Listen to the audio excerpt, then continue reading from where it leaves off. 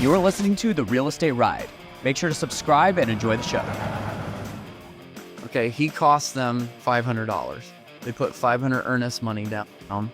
If they had put contingent on private money lending, I could send them a denial letter for the loan stating that this property doesn't meet the criteria for this loan. The price of the home is too high to warrant buying the home and doing the repairs. And then I can even include a second statement that says, now we would be willing to fund up to X amount purchase price. Then that would give you the power to then go, okay, we're going to cancel the contract because our lender said they will only fund $60,000 on this house.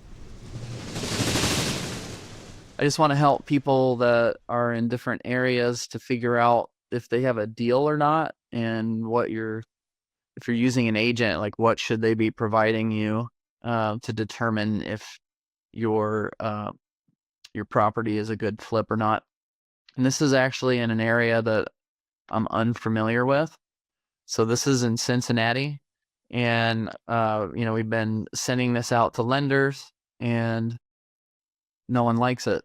In a nutshell, this property right here that you see on the screen in Cincinnati was being rehabbed by another flipper. They have 6 or 7 flips going on, and between them and I'm assuming this agent, they determined that this property would sell for $120 rehabbed. So the total loan amount purchase and rehab, and the rehab's $10,000. So the purchase is about 70, just roughly 80,000. So right off the bat, like I'm using PropStream here because I don't have access to the Cincinnati MLS, but yet I do because these are MLS properties. So if you are into lending or you don't have your license, I would highly recommend a PropStream account. It's just like using the MLS. I've been testing it with dozens and dozens of properties, and it is quite accurate to pull comps. Now, this one, I just type the address in, and I'll take you back to the previous screen. But this is what it starts with when you type the address in up here. And it instantly pulls up this short note card. And you'll see PropStream automatically estimates the value at $95,675. Now, as a backup system, I have an agent there that I know, like, and trust that works with Berkshire Hathaway, and he ran comps, and he said he felt like the comps were around 100. Maybe if you were lucky, you could get 120, but our new coaching students are basing all of their profit on 120. So if you think about it, like, what if it is 100, right? And this lender just happened to feel like the risk was worth it. Of course they don't. They're seeing this $95,000 value and feeling that this is not a good loan. Okay. So, but what if they did fund it and you're at 80,000, and then say you have $6,000 in closing costs, so now you're at $86,000 for your loan, and you got a monthly payment to make that's almost $1,100, and average days on market for this neighborhood is 50, so you're talking almost 2 months on the market. Say it takes you only a month to do those minimal repairs, you're still holding the property 3 months. Now you're in for $3,300 in payments, right? And so now you're at 90,000. Well, if you sell this thing for 100, you just rehab this house and did all that work for nothing. Like, you're going to make no money. And it's possible that it might only sell what it was currently valued at, which is $95,000. And like I was trying to explain earlier to one of the coaching students, I'm shooting this video directly for them, but this will be useful for everyone. What if you did get a buyer who said they would pay 120, but your appraiser comes along and he's valuing it at 95? Well, the buyer could say they'll pay 120, 121, but then the appraiser states this house is worth 95,000. So now you have two choices. Number one, you're discounting the price to 95,000 so that you can sell it. And now you're bringing in money to the closing table because you're not going to have enough to pay off your lender. Or number two, you don't sell it to that buyer and you start all over and hope that you find another buyer where they have a different appraiser that has a different opinion. But I will tell you that we did one in a neighborhood and I was confident that we were going to get $100,000 for that property. This is a perfect example. Actually put it on the market within 3 days, had 2 offers, multiple offer situation, highest and best, went over list price. It was like 102, something like that, 101, somewhere around in there. And it even states in the MLS, multiple offer situation. I even changed the description so that the appraiser would know I got multiple offers over 100. And wouldn't you know that he hacked off $8,000 off of the appraisal. He determined that it was worth less. Now he used comps in the same block. Like here, this is a good example. He only used comps in this block. And my comps were up here across the street because these comps were the same size, same age, same style. That's really important. And they were updated. The comps that the appraiser used were in the same block, but they were not updated. So I disputed the appraisal and said, why don't you use these up here? Here's why I use them, because the ones you used are outdated. And he said, no, this is a superior neighborhood in my opinion, and I will not use any comps out of here. I'm not changing my appraisal. So we went from making 30,000 to making 20,000, right? It's not the end of the world. We still made $20,000. But on a deal like this where it's already thin, instead of going from 30 to 20, you're going from possibly making 10,000 to no thousand, right? Or maybe even owing money. So I just wanted to be clear that you need to make sure that your comps are very comparable and they're close by. The agent had used even expired comps. Like, I don't even understand that. Here was one of the comps. Expired listing. Does that make you feel confident in lending money when you're saying you can sell it for 120, but this one is the scheme? That doesn't make you feel confident in lending on this deal when you see that this house that looks like it's been updated, same size and style, 2-bed, 1-bath, 1,000 square feet, and it did not sell.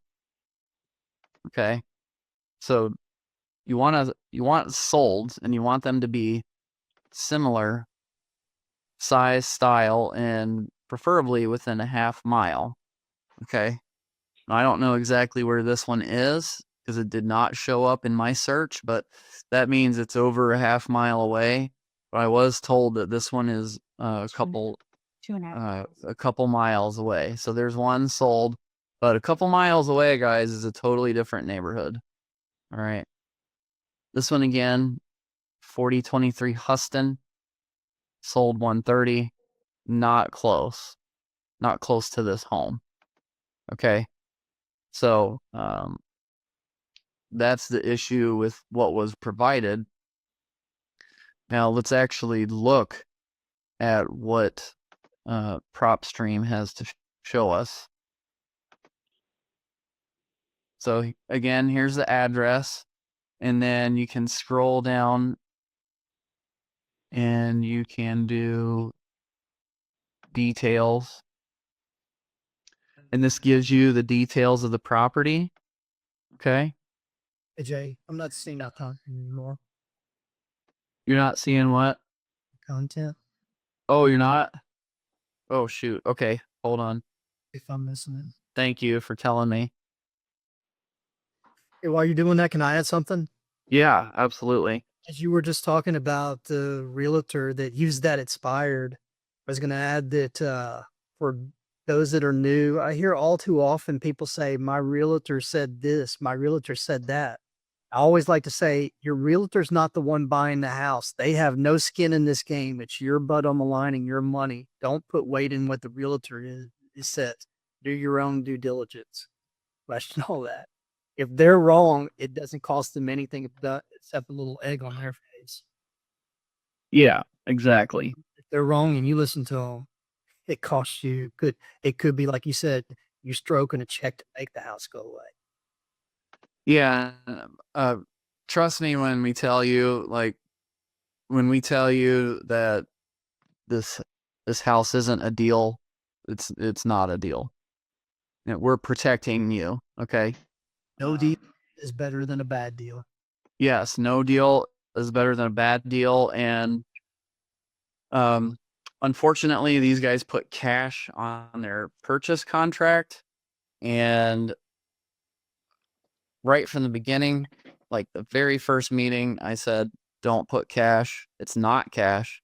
It's a private money loan. There's a mortgage and note. It has to be approved. And the real estate agent, again, talked them out of it and said, oh, well, here in this area, if it's not conventional loan, we just put cash. Now, here's the mistakes in regards to that. Can we just reiterate and restate what I said about realtors? Yeah. Refer back to 30 seconds ago from Tom. Okay, so not to knock the realtor, but he doesn't know. Okay, he cost them $500. They put $500 earnest money down.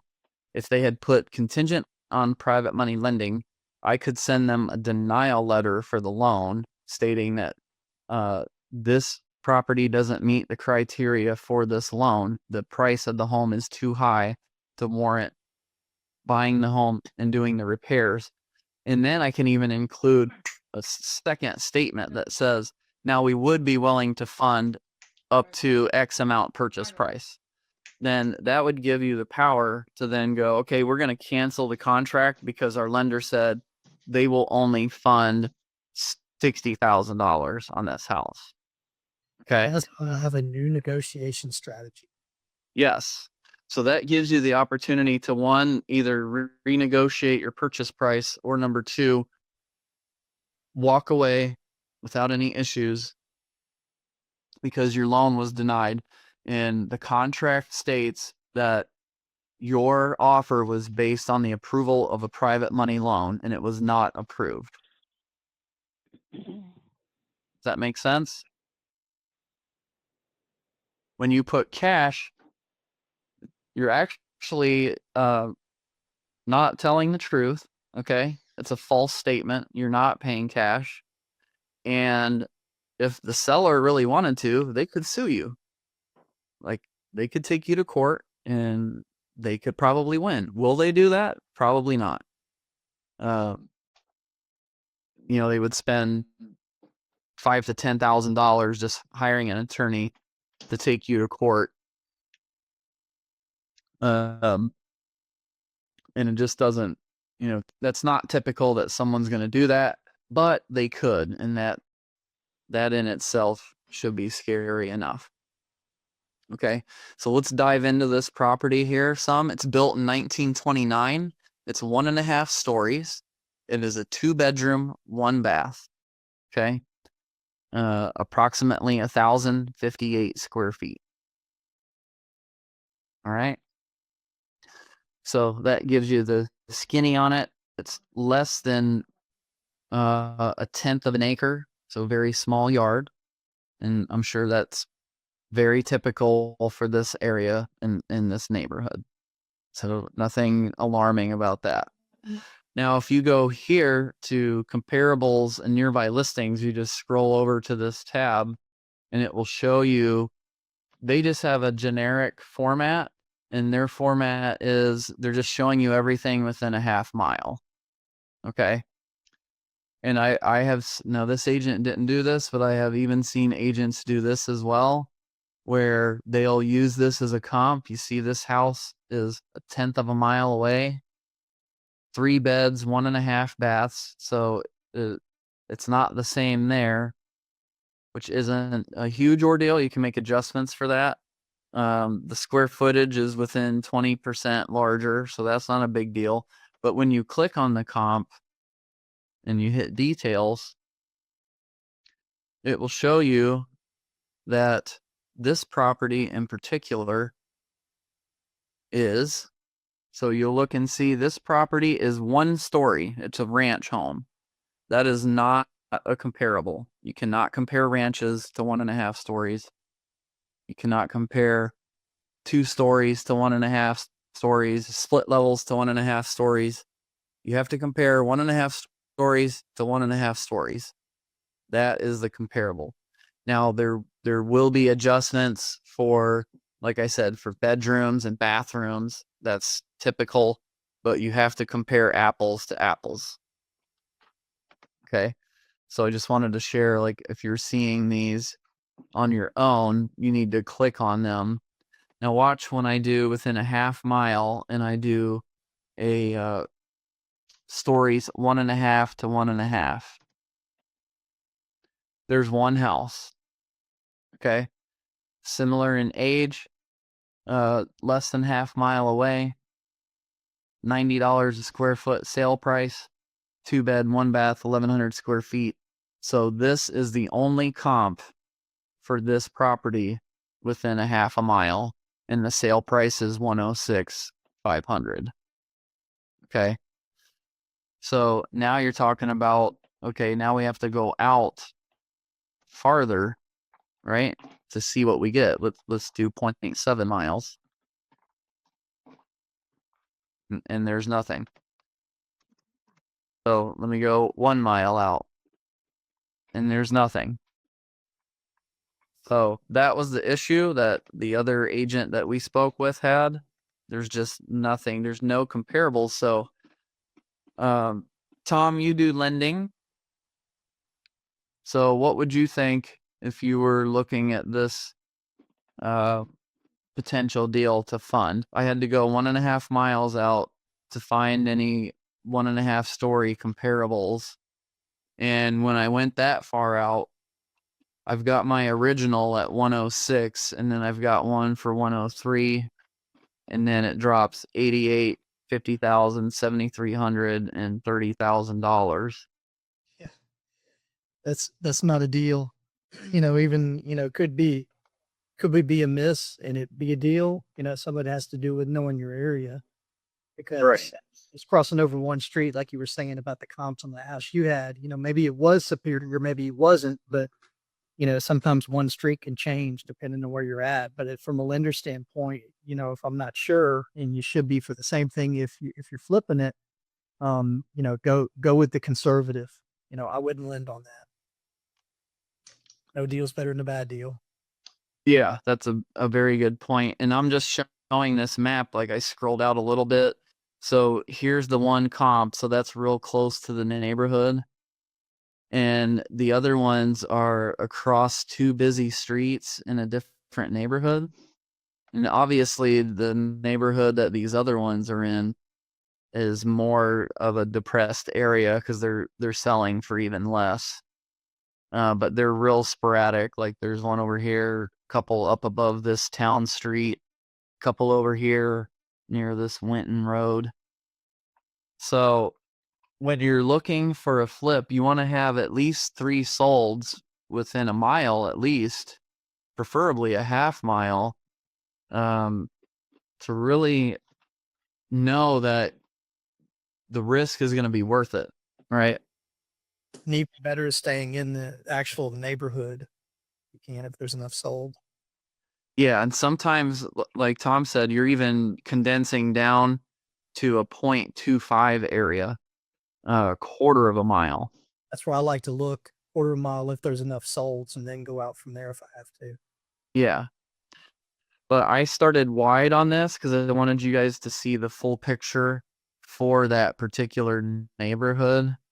So if I go back to a half a mile, and then I take out the story, how many stories it is, I'm getting a lot more data. But this is every house that has sold on MLS or off MLS in the last year. You see it auto populates a year right here.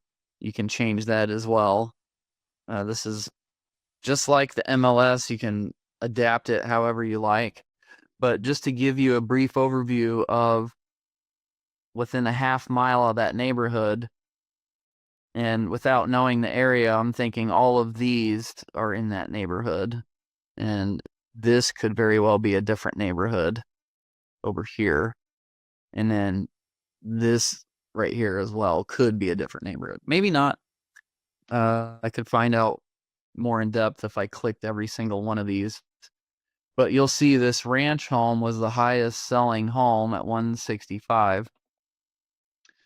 And the agent was claiming the property's worth 120. But the only thing that's sold at 120 or more are 2 properties, and they're both ranches. It's just a fact. Ranches are worth more money. They're more expensive to build. They're more desirable. And in Ohio, there's just a lot less ranches than 2 stories. So that makes them worth even more money than if you were shopping in Florida for a ranch, where almost everything is a ranch. So I just wanted to show you, like, 99,000, 106. That was the only one that was a true comp right there, 106. Okay. 40,000, 40,000, 90,000, 117, 35,000, 52, 96, 90. So if you average these out, most of the homes that are even 3 beds are selling around 90. Okay. 90 to 100. And that's with 3 beds. This subject property is 2 bedrooms, which makes it less valuable. All right.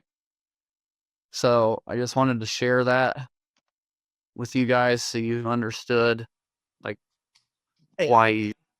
something to that, Jay. So what you're Yeah. so yeah, Yeah, absolutely. no, it's also easy as I'm gonna start with this. Don't be a motivated buyer. It's real easy when you're wanting a deal to look at these comps and try to make it tell you something that it's not telling.